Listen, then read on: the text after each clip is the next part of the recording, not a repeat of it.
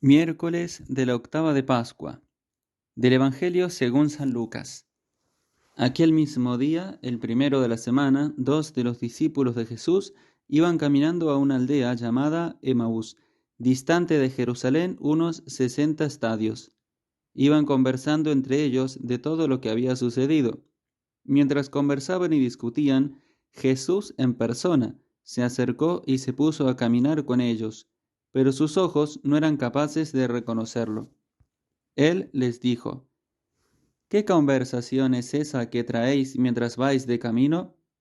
Ellos se detuvieron con aire entristecido, y uno de ellos, que se llamaba Cleofás, le respondió: ¿Eres tú el único forastero en Jerusalén que no sabes lo que ha pasado allí estos días? Él les dijo: ¿Qué? Ellos le contestaron: lo de Jesús, el Nazareno, que fue un profeta poderoso en obras y palabras, ante Dios y ante todo el pueblo, cómo lo entregaron los sumos sacerdotes y nuestros jefes para que lo condenaran a muerte, y lo crucificaron. Nosotros esperábamos que él iba a liberar a Israel, pero con todo esto ya estamos en el tercer día desde que esto sucedió. Es verdad que algunas mujeres de nuestro grupo nos han sobresaltado, pues, habiendo ido muy de mañana al sepulcro y no habiendo encontrado su cuerpo, vinieron diciendo que incluso habían visto una aparición de ángeles, que dicen que está vivo. Algunos de los nuestros fueron también al sepulcro, y lo encontraron como habían dicho las mujeres, pero a él no lo vieron. Entonces él les dijo: ¡Qué necios y torpes sois para creer lo que dijeron los profetas! ¿No era necesario que el Mesías padeciera esto y entrara así en su gloria? Y comenzando por Moisés y siguiendo por todos los profetas, les explicó lo que se refería a él en todas las escrituras. Llegaron cerca de la aldea a donde iban, y él simuló que iba a seguir caminando, pero ellos lo apremiaron diciendo: Quédate con nosotros, porque atardece y el día va de caída. Y entró para quedarse con ellos. Sentado a la mesa con ellos, tomó el pan, pronunció la bendición, lo partió y se lo iba dando. A ellos se les abrieron los ojos y lo reconocieron, pero él desapareció de su vista.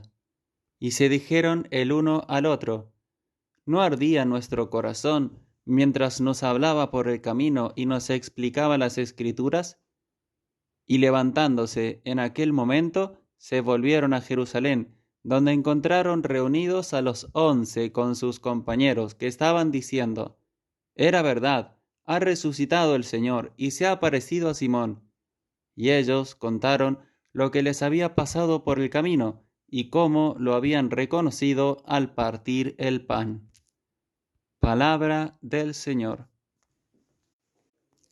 Acabamos de escuchar uno de los relatos más famosos y más conmovedores de las apariciones de Jesús resucitado a sus discípulos, y que tuvo lugar la tarde misma del día de la resurrección del Señor, ese día, el primero de la semana, tan intenso para la iglesia naciente y tan definitivo para la historia de la humanidad entera. Y en este capítulo 24, San Lucas nos presenta este encuentro de Jesús con dos de sus discípulos que iban caminando desde Jerusalén a un pueblo, a una aldea cercana llamada Emaús.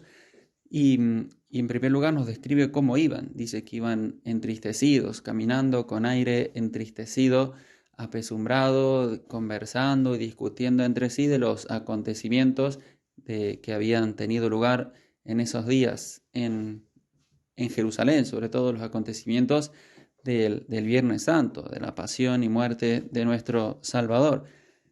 Y en eso Jesús se pone a caminar con ellos, y es muy hermoso ver cómo el Señor utiliza con ellos, ejerce con ellos ese oficio de consolar del que nos habla San Ignacio de Loyola en la cuarta semana de los ejercicios que él dedica precisamente al misterio de la resurrección del Señor, y nos da como clave de lectura de las apariciones de Jesús resucitado a sus discípulos, precisamente este consuelo que Jesús va brindando.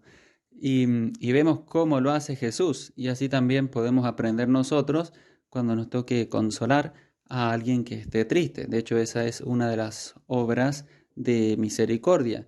Y no es un consuelo simple, un consuelo barato, diríamos, sino poner a las personas en contacto con la fuente misma del auténtico gozo, que es la resurrección del Señor, precisamente, que Cristo está vivo.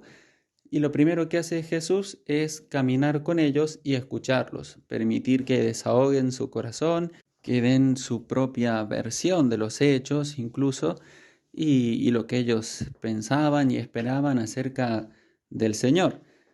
Y luego los ilumina, los instruye con las enseñanzas de la Sagrada Escritura, ayudándolos a comprender lo que había pasado a la luz de la palabra de Dios, y así también poder conocer personalmente y de un modo más íntimo al mismo Jesús.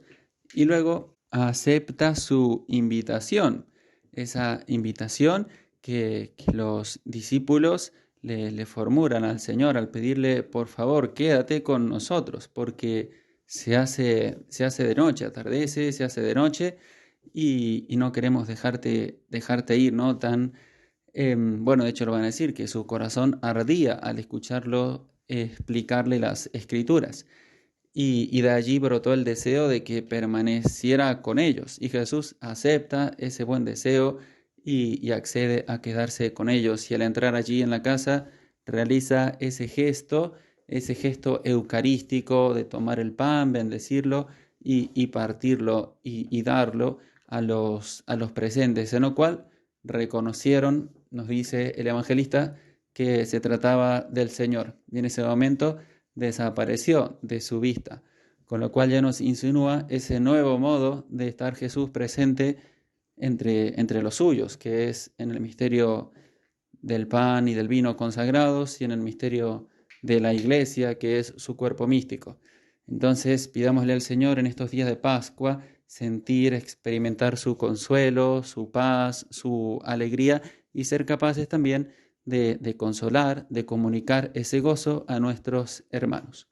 Gloria al Padre, gloria al Hijo, gloria al Espíritu Santo, como era en el principio, ahora y siempre, por los siglos de los siglos. Amén.